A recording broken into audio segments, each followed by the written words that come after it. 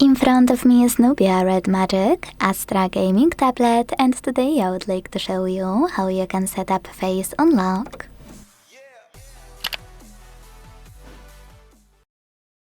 First of all, go into settings and scroll to click on this section called security and privacy. Then scroll again and this time tap on device unlock. Scroll one more time, and if you don't have screen lock, you need to set it up here. Without it, you won't be able to add your face data.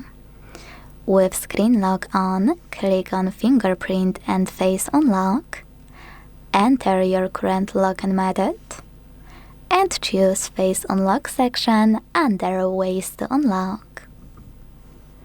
Then hit Done at the bottom. Choose Create Now, keep your face in frame and follow all of the instructions from your screen. Now manage all of those options however you want to, and when you finished, go back. So when I switch off my screen and turn it back on, I can see that face unlock is working properly, so all I need to do is swipe up to unlock my tablet. Thanks so much for watching. If you enjoyed this video, leave a like, comment and subscribe. Bye!